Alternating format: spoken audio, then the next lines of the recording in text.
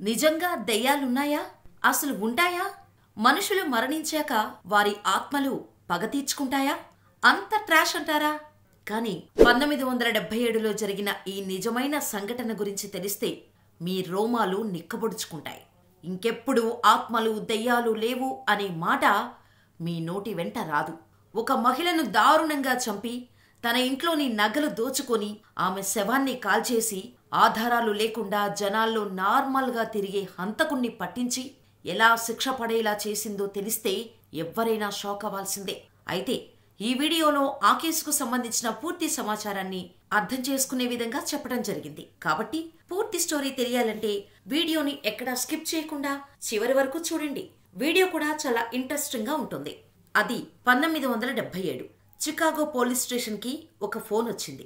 ఒక పెద్ద అపార్ట్మెంట్ లో 15వ అంతస్తులో ఒక గది నుండి విపరీతమైన పొగలు రావటం చూసి పోలీసులకు ఫోన్ చేశారు స్థానికులు. వాళ్లతో పాటు ఫైర్ ఎమర్జెన్సీ సర్వీస్ అధికారులను కూడా తీసుకొచ్చిన పోలీసులు ముందుగా మంటలు ఆర్పేసి చల్లబడ్డాక ఆ గదిలోకి వెళ్లారు.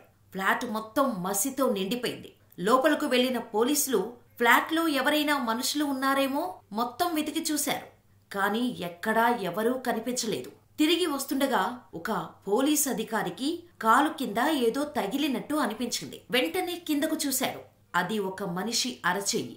80% కాలిపోయిన ఒక పరుపు కింద కనిపించింది ఆ చెయ్యి. దాంతో వెంటనే ఆ పరుపును తీసి చూసిన పోలీసులు ఒక్కసారిగా భయపడి 2 అడుగులు వెనక్కి వేశారు. ఎందుకంటే అది ఒక 48 నుండి 50 ఏళ్ల మధ్య వయసున్న మహిళ బాడీ. నగ్న శరీరంతో చూడటానికి అతి దారుణంగా ఎవ్వరినైనా భయపెట్టేలా ఉంది ఆ బాడీ.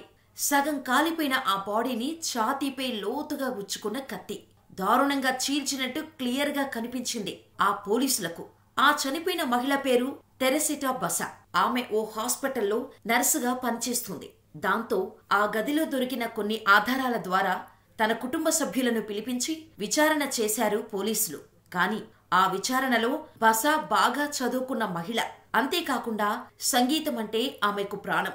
అందుకే ఒంటరిగా ప్రశాంతమైన జీవితం కోసం 10 ఏళ్ల కిందట ఫిలిప్పీన్స్ నుండి యుఎస్ కి వలస వచ్చింది. అప్పటి నుండి ఒక్కతే ఉంటుంది. ఎప్పుడో ఒకసారి ఫోన్ చేస్తుంది అని చెప్పారు ఆమె కుటుంబ సభ్యులు.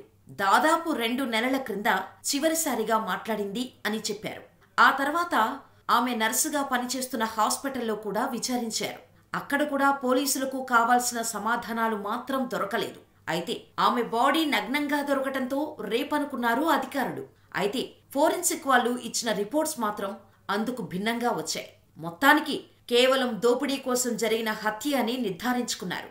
కానీ ఆ దోపిడీ చేసింది ఎవరు? ఎందుకు అంత దారుణంగా చంపాడు?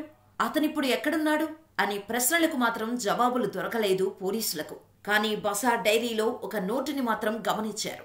అది గెట్ టికెట్స్ ఫర్ ఏఎస్ అని రాసి ఉంది ఆమె డైరీ. అయితే అలా విచారణలో రోజులు గడిచిపోతున్నప్పటికీ కేసులో మాత్రం ఎలాంటి ప్రోగ్రెస్ కనిపించట్లేదు పోలీసులకు. ఆమె తెలివైన వ్యక్తి.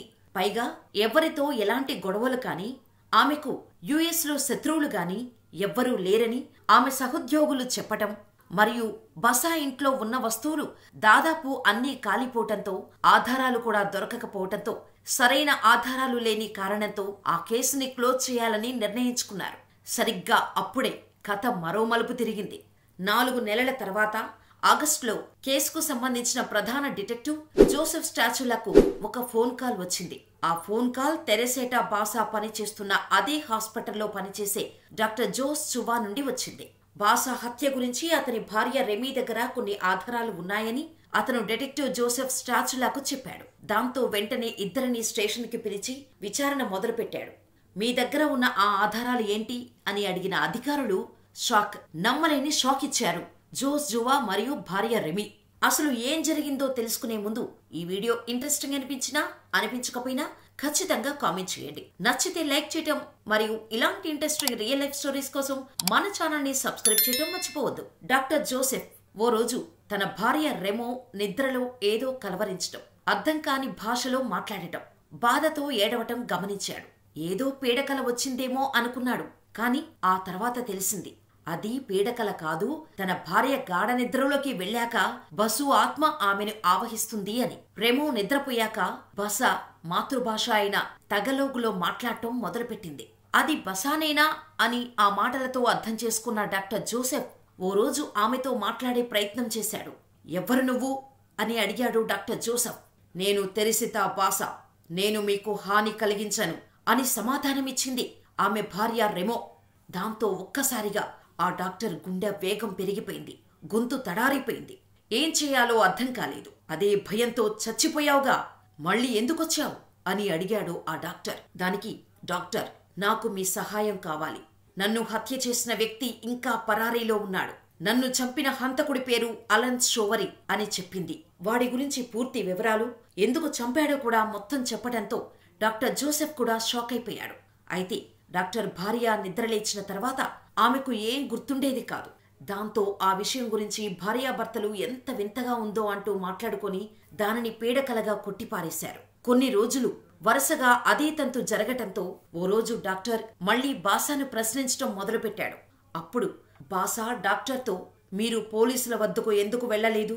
నా హంతకుడు ఎవరో చెప్పాను అని డాక్టర్ని ప్రశ్నించగా ఆ డాక్టర్, నాకు అల్లాన్ని ఎవరో తెలీదు, పైగా నా దగ్గర ఎలాంటి ఆధారాలు లేవు, పోలీసుల దగ్గరకు వెళ్లి నేరాన్ని ఎలా రుజువు చేయాలి అని అడగటంతో బాసా ఇలా సమాధానమిచ్చింది. నన్ను హత్య చేసిన ఆ నీచుడు ఆ సమయంలో నేను ధరించిన ఆభరణాలన్నిటినీ అలన్ తీసుకుని వెళ్లి తన ప్రియురాలికి ఇచ్చాడని చెప్పటంతో డాక్టర్ డిటెక్టివ్ జోసెఫ్ స్టాచ్లకు ఫోన్ చేసి స్టేషన్కు వచ్చి మొత్తం చెప్పగానే పోలీసులు సైతం షాక్ అవుతారు. పిచ్చివాళ్లు అనుకుంటారు. కానీ అప్పటి వరకు ఎవరి దగ్గర లేని ఆధారాలు డాక్టర్ జోస్ చువా ఇవ్వటంతో పోలీసులు తర్వాత ఆ ఇద్దరు దంపతులను కోర్టుకు తీసుకువెళ్లారు. దాంతో పోలీసులకు కోర్టు అలన్ సెవేరీ ఇంట్లో సోదాలు చేయమని ఆదేశాలు ఇచ్చింది. దాంతో అలాన్ ఇంట్లో పోలీసులు చేసిన సోదాల్లో తెరిసిటా ఇంట్లో దొంగలించిన చాలా వస్తువులతో ఆమె చెప్పినట్టుగా నగలు, ఆభరణాలు కూడా రికవరీ చేశారు పోలీసులు. దాంతో పోలీసులు అలాన్ని ప్రశ్నించారు. అన్ని ఆధారాలు పక్కాగా ఉండటంతో హత్య తానే చేశానని, నగల కోసం చేశానని ఒప్పుకున్నాడు. అల్లాను కూడా తెరిసేటాతో కలిసి అదే హాస్పిటల్లో పనిచేస్తున్నాడు. వాళ్లకు కొంచెం స్నేహంగానే ఉండేవారు. అయితే ఒకరోజు తెరిసిటా ఫ్లాట్లో టీవీ పనిచేయటం లేదు.